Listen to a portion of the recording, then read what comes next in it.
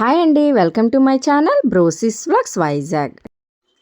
ఈ వీడియోలో అయితే మన వైజాగ్లో ఇసుక్కొండ మీద సత్యనారాయణ స్వామి టెంపుల్ అయితే ఉందన్నమాట.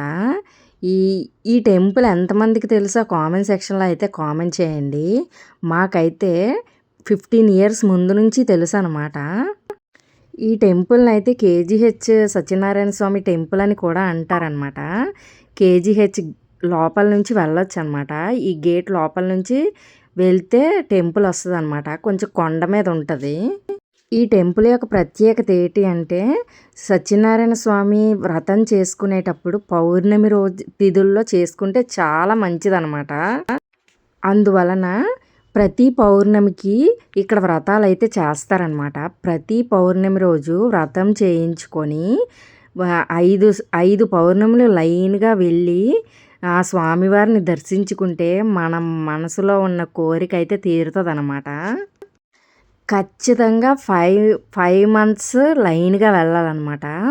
ఒకవేళ మనం వెళ్ళలేకపోతే మళ్ళీ ఫస్ట్ నుంచి స్టార్ట్ చేయాలన్నమాట. అలా అన్నట్టు ఉంటుంది అనమాట. ఈ టెంపుల్ అయితే అలాగే వెళ్తారు. మేమైతే 10 ఇయర్స్ ముందు అయితే వెళ్ళాము. 2 టైమ్స్ అయితే వెళ్ళాము. తర్వాత అయితే అవ్వలేదన్నమాట. సత్యనారాయణ స్వామి అంటేనే చాలా పవర్ఫుల్ కదా. అన్నవరం వెళ్ళలేని వాళ్ళు, అన్నవరంలో వ్రతం చేయించుకోలేదు అనుకున్న వాళ్ళు, వైజాగ్ దగ్గరే కదా మనకైతే. వైజాగ్ దగ్గరలో ఉన్న వాళ్ళైతే ఈ టెంపుల్కి అయితే వెళ్తే చాలా పవర్ఫుల్ దేవుడు అనమాట. మ్యాక్సిమం విష్ణాలయాలు అంటేనే కొండ మీద ఉంటాయి కదా. ఈ టెంపుల్ కూడా కొండ మీద ఉంటుంది అనమాట. అసలు ఈ వ్రతం పౌర్ణమి రోజు అయితే మార్నింగ్ 3 నుంచి ఖాళీ ఉండదన్నమాట. మేమైతే 2 టైమ్స్ కూడా వెళ్ళాం కదా. మార్నింగే వెళ్ళే వాళ్ళమే. 3కి వెళ్ళినా సరే ఖాళీ ఉండేది కాదు. ఒక్కొక్కరికి టికెట్ అయితే 1116 అనమాట వ్రతంకి. మార్నింగ్ 7కి ఒక బ్యాచ్ స్టార్ట్ అవుతుంది అనమాట. ఒక బ్యాచ్ స్టార్ట్ అవుతుంది. సెకండ్ బ్యాచ్కి అయితే 516 అనమాట. మళ్ళీ థర్డ్ బ్యాచ్కి అయితే 1116 అనమాట. 3 బ్యాచ్లుగా అయితే చేస్తారనమాట. 1 o'clockతో మొత్తం టెంపుల్ అంతా క్రౌడ్ అంతా ఆగిపోతుంది అనమాట. అసలు చాలా పవర్ఫుల్ దేవుడు అనమాట. ఎంతమందికి తెలుసో కామెంట్ సెక్షన్లో అయితే కామెంట్ చేయండి. ఇక్కడ ప్రసాదం కూడా సేమ్ అన్నవరం ప్రసాదం లాగే ఉంటుంది అనమాట. చాలా బాగుంటుంది. మా పిల్లలకైతే అన్నవరం ప్రసాదం అంటే చాలా ఇష్టం. మేము అన్నవరం ప్రతిసారి చాలాసార్లు వెళ్ళాం కానీ ఎప్పుడూ వ్రతం చేయించుకోలేదన్నమాట. ఇక్కడైతే 2 టైమ్స్ చేయించుకున్నాము. అది 10 ఇయర్స్ బ్యాక్ అనమాట.